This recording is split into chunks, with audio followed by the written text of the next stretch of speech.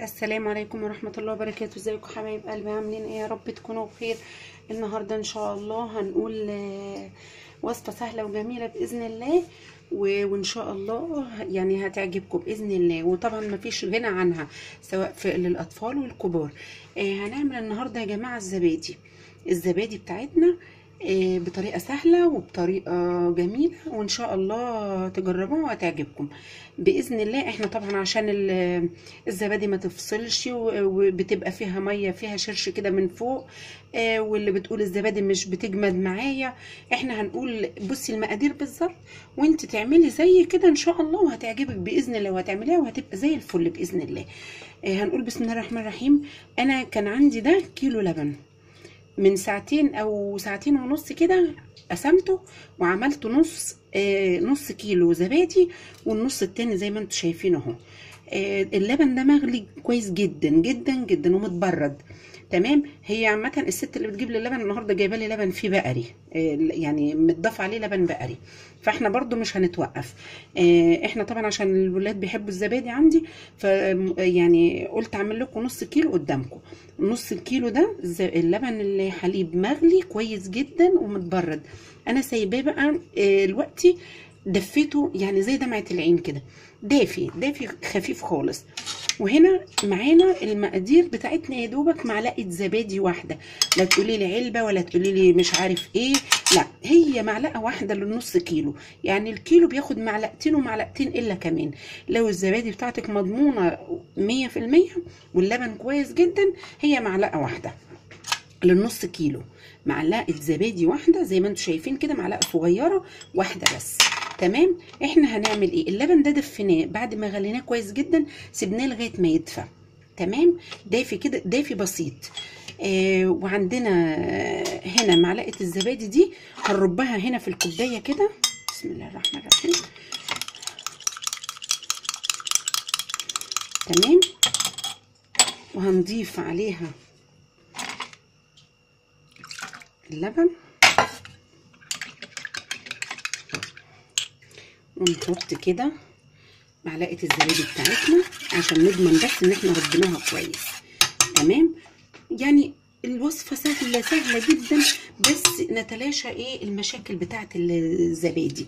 هنقول بسم الله الرحمن الرحيم ونصب في الكوبايات. بسم الله.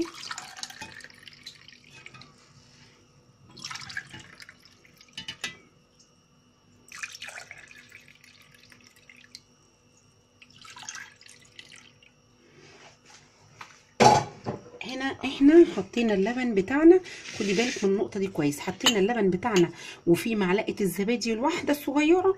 تمام. ودوبناها كويس جدا في اللبن، وصبينا اللبن بتاعنا في الكوبايات. تمام. الصينيه دي حبايبي، الصينيه دي فيها ميه دافيه، الصينيه دي فيها ميه دافيه. هنعمل ايه؟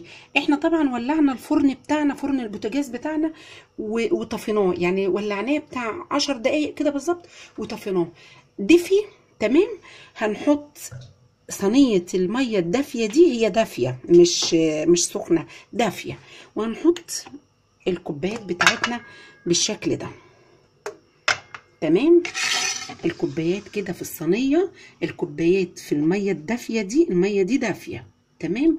والفرن احنا ولعناه قيمه 10 دقايق بالظبط وطفيناه، طفينا الفرن. وبعد كده حطينا الصينيه بالشكل ده، وهنحط الصينيه بتاعتنا دي في الفرن.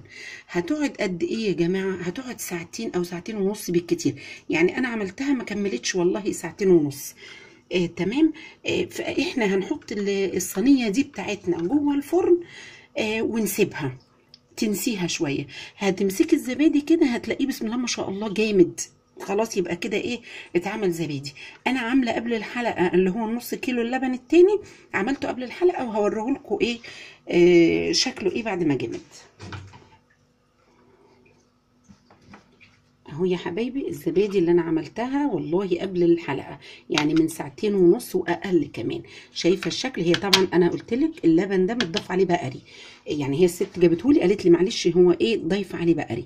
شايفه منظر الزبادي بسم الله ما شاء الله. طبعا الوش الاصفر ده ما فيهوش اي مشاكل، ده الوش بتاع اللبن عادي. وشايفه الزبادي بصي منظرها بسم الله ما شاء الله عليها، جميله وجامده وحلوه، لا فيها ميه من فوق ولا بترج كده، لا زي الفل. اديكي شايفه الكوبايه منظرها ايه، والله عامله نص كيلو من شويه، وقلت برضو اعمل لكم نص كيلو التاني قدامكم. فاحنا بقى هنحط بس امشي بالطريقه بالظبط وما تخافيش، والله هتبقى زي الفل باذن الله.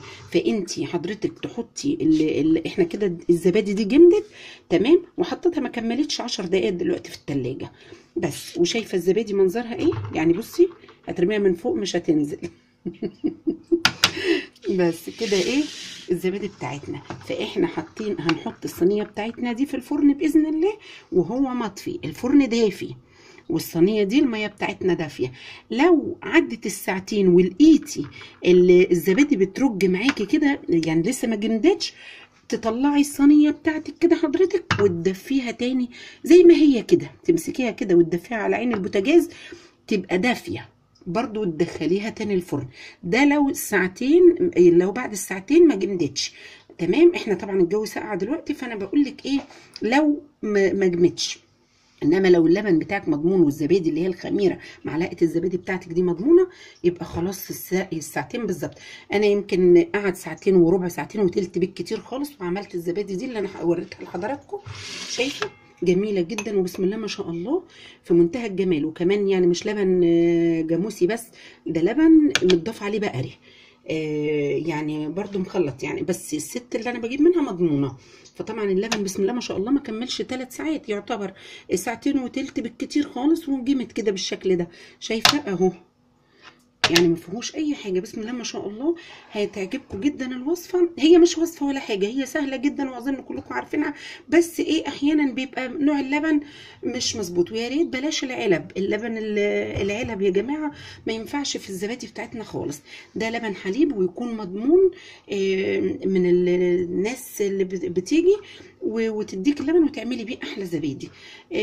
وقلت لك لو اللبن سايل كده بعد الساعتين، دفي الصينيه بتاعتك على عين البوتاجاز من فوق، وانزلي تاني حطها في البوتاجاز برده هو مطفي، ما تخافيش خالص. والزبادي هتجمد وهتبقى زي الفل باذن الله. وان شاء الله وصفتي تعجبكم. ويا رب لو عجبكم الفيديو لايك وشير وسبسكرايب عشان يوصل لكم كل جديد. وان شاء الله كده هنعمل حلقات تانية كتير وحاجات سهله وبسيطه باذن الله، وهنتعلمها مع بعضينا. والسلام عليكم ورحمه الله وبركاته.